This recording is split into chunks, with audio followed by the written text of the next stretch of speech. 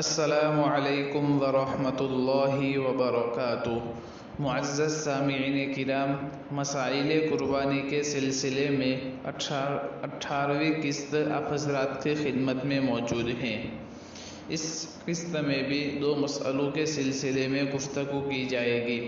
سب سے پہلا جو مسئلہ ہے کہ کھیت کی قیمت نصاب کے برابر ہو تو قربانی واجب ہوگی یا نہیں، اور دوسرا جو مسئلہ ہے کہ قربانی کا جانور خریدنے کے لیے روانہ کی ہوئی مشترک رقم کا ہلاک ہو جانا۔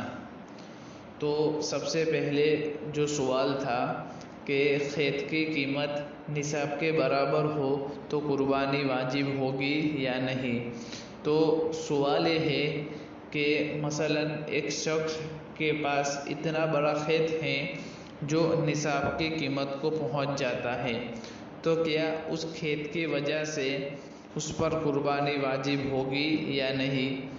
تو اس سلسلے میں جواب یہ ہے کہ کھیت کی پیداوار میں سے گھر کے تمام افراد کے سالانہ گزر بسر کے بعد بقیہ رقم اگر نصاب کے بقدر ہو جاتی ہے تو قربانی واجب ہوگی۔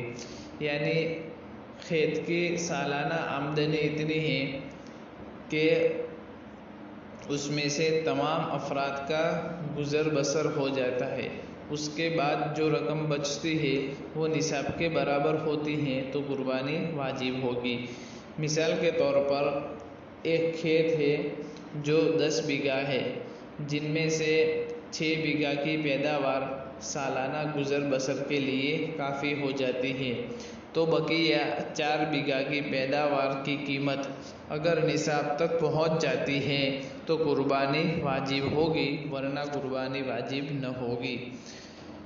اس سلسلے میں حوالہ الفتاوی الہندیہ جلد نمبر 5 صفحہ نمبر 292، کتاب الاضحیہ، الباب الاول فی تفصیل الاضحیۃ ورکنها وصفتها وشرائطها وحکمها، مکتبہ دار الفکر بیروت۔ فقط واللہ اعلم بالصواب۔ اسی طرح دوسرا مسئلہ جو تھا کہ قربانی کا جانور خریدنے کے لیے روانہ کی ہوئی مشترک رقم کا ہلاک ہو جانا، تو سوال یہ ہے کہ مثال کے طور پر چند دوست و احباب بمبئی شہر میں رہ رہے ہیں اور انہوں نے سال گزشتہ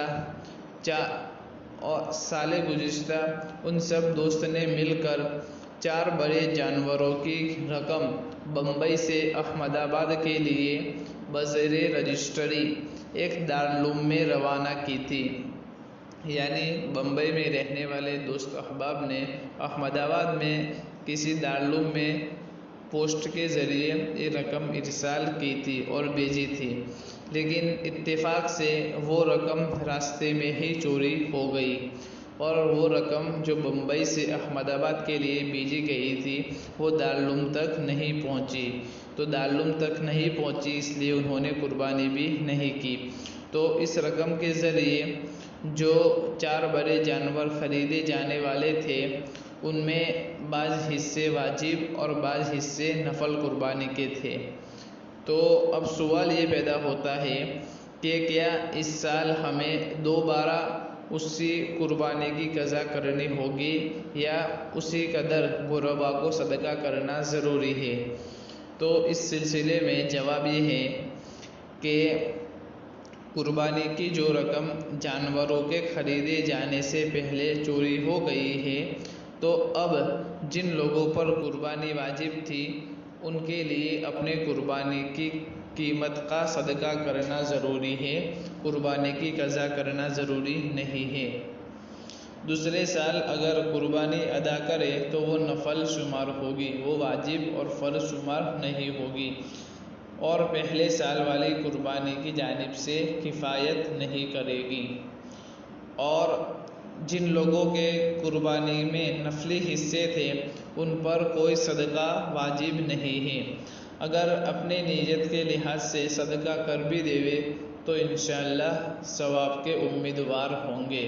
فقط واللہ اعلم بالصواب۔ اس کے حوالے کے لیے در مختار علامہ حسقفی علیہ الرحمہ، جلد نمبر 6 صفحہ نمبر 321۔ فقط واللہ اعلم۔